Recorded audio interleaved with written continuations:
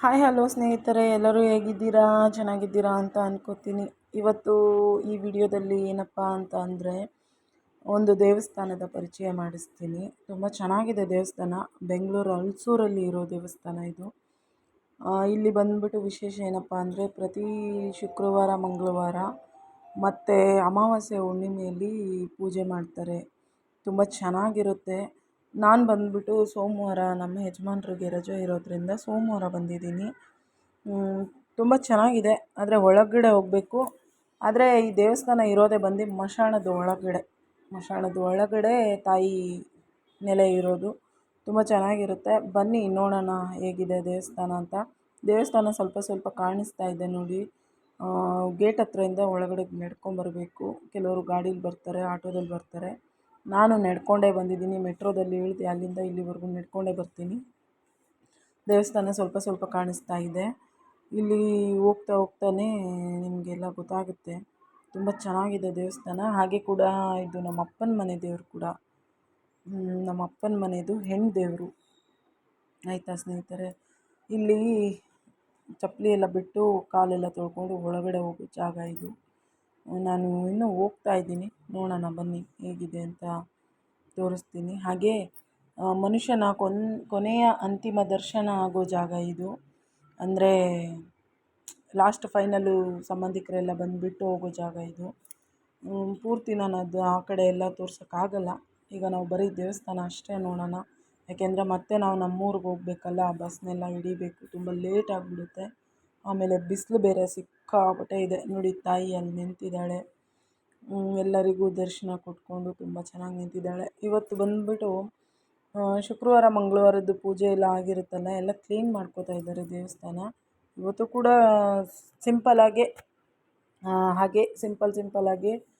ಜನ ಬಂದವ್ರಿಗೆ ಪೂಜೆ ಮಾಡೋದು, ದೃಷ್ಟಿ ತೆಗಿಯೋದು ಎಲ್ಲ ಮಾಡ್ತಾ ಇದ್ದಾರೆ.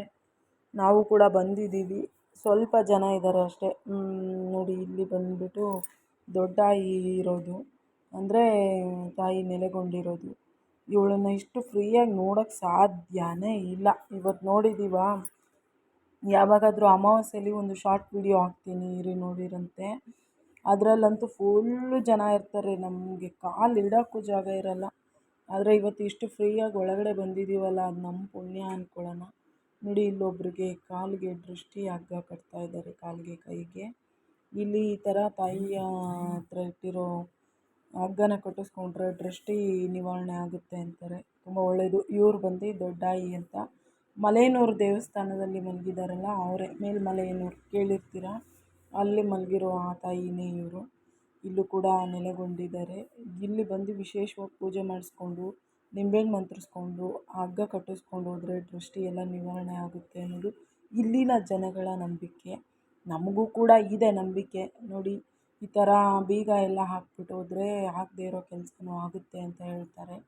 ಹರಕೆ ಕಟ್ಕೊಂಡಿರೋರು ಆ ರೀತಿ ಬೀಗನೆಲ್ಲ ಹಾಕ್ತಾರೆ ದೇವ್ರಿಗೆ. ಆ ಥರ ಬೀಗ ಹಾಕೋದ್ರಿಂದ ಏನಾಗುತ್ತೆ, ನಾವು ಮಾಡ್ಕೊಂಡಿರೋ ಹರಕೆ ನಮಗೆ ನೆರವೇರುತ್ತೆ. ಎಲ್ಲ ಒಂಥರ ಕೈಗೂಡಿ ಬರುತ್ತೆ ನಮ್ಮ ಕೆಲಸ ಎಲ್ಲ. ಆಮೇಲೆ ನೋಡಿ ಇಲ್ಲಿ ಬಂದುಬಿಟ್ಟು ಕೆಲವೊಂದು ದೇವ್ರುಗಳಿದೆ. ಜಾಸ್ತಿ ಜನ ಮಲಗಿದ್ದಾರೆ. ನಾವು ಅವ್ರನ್ನ ಡಿಸ್ಟರ್ಬ್ ಮಾಡೋದು ಬೇಡ. ಅವ್ರ ಪಾಡಿಗೆ ಅವ್ರು ಮಲಗಿರಲಿ, ನಮ್ಮ ಪಾಡಿಗೆ ನಾವು ವೀಡಿಯೋ ಮಾಡ್ಕೊಳ್ಳೋಣ, ಆಯಿತಾ? ನೋಡಿ ಕಾಲಭೈರವೇಶ್ವರ ಇದ್ದಾರೆ ಇಲ್ಲಿ. ಇವರನ್ನು ಕೂಡ ನಾವು ನಮಸ್ಕಾರ ಮಾಡಿಕೊಂಡು ಅವ್ರನ್ನೂ ಕೂಡ ಪುಟ್ಟದಾಗಿ ವೀಡಿಯೋ ಮಾಡ್ಕೊಂಡು ಹೋಗೋಣ. ಮತ್ತು ಅಲ್ಲೂ ಕೂಡ ದೇವರಿದೆ. ನನಗೆ ಒಬ್ಬಳೇ ಬಂದಿರೋದ್ರಿಂದ ಸ್ವಲ್ಪ ಭಯ ಆಗ್ತಾಯಿದೆ. ಹಾಗಾಗಿ ತುಂಬ ಹತ್ರ ಹೋಗಿ ವೀಡಿಯೋ ಮಾಡ್ಕೋತಾ ಇಲ್ಲ. ಚಿಕ್ಕದಾಗಿ ನಿಮಗೆ ತೋರಿಸೋದಕ್ಕೋಸ್ಕರ ಮಾಡ್ಕೋತಾ ಇದ್ದೀನಿ. ನೋಡಿ ನಾನು ಹೇಳಿದಾಗೆ ಹರಕೆ ಮಾಡಿಕೊಂಡು ಬೀಗ ಈ ಥರ ಎಲ್ಲ ಹಾಕಿದ್ರೆ ತುಂಬ ಒಳ್ಳೆಯದಾಗುತ್ತೆ ಅಂತಾರೆ. ಮಾಡಿ, ಯಾರಾದರೂ ಬಂದಿಲ್ಲ ಅಂದರೆ ಬಂದು ಈ ದೇವಸ್ಥಾನಕ್ಕೆ ಒಂದು ಸತಿ ಪೂಜೆ ಮಾಡಿಸ್ಕೊಂಡು ಹೋಗಿ, ಎಲ್ಲ ಒಳ್ಳೆಯದಾಗುತ್ತೆ. ತಾಯಿ ಆಶೀರ್ವಾದ ಎಲ್ಲರಿಗೂ ಸಿಗಲಿ. ಹಾಗೆ ನಮ್ಮ ಚಾನಲ್ನ ಯಾರಾದರೂ ಇದೇ ಫಸ್ಟ್ ಟೈಮ್ ನೋಡ್ತಾ ಇದ್ದರೆ ದಯವಿಟ್ಟು ನಮ್ಮ ಚಾನಲ್ಗೆ ಕನೆಕ್ಟ್ ಆಗಿ. ನನ್ನದು ಹಳೆ ಚಾನಲ್ ಡಿಲೀಟ್ ಆಗಿದೆ, ಇದು ಹೊಸ ಚಾನಲ್ಲು. ಪ್ಲೀಸ್ ಎಲ್ಲರೂ ಇದೇ ರೀತಿ ಸಪೋರ್ಟ್ ಮಾಡಿ ಅಂದ್ಕೊಂಡು ಕೇಳ್ತಾ, ಯಾರಾದರೂ ಸಬ್ಬಾಗಿಲ್ಲ ಅಂದರೆ ಸಬ್ಬಾಗಿ. ವಿಡಿಯೋ ಇಷ್ಟ ಆಗಿದ್ದರೆ ಫ್ರೆಂಡ್ಸ್ ಆ್ಯಂಡ್ ಫ್ಯಾಮಿಲಿಗೂ ಶೇರ್ ಮಾಡಿ. ಲೈಕ್ ಮಾಡೋದನ್ನು ಮರಿಬೇಡಿ. ಬೆಲ್ಲೈಕನ್ನ ಪ್ರೆಸ್ ಮಾಡಿ ಇಟ್ಕೊಳ್ಳಿ. ಹಾಗೆ ನಮ್ಮ ಫಸ್ಟ್ ವಿಡಿಯೋ ನಿಮಗೆ ಬರುತ್ತೆ. ಬಾಯ್, ಟೇಕ್ ಕೇರ್.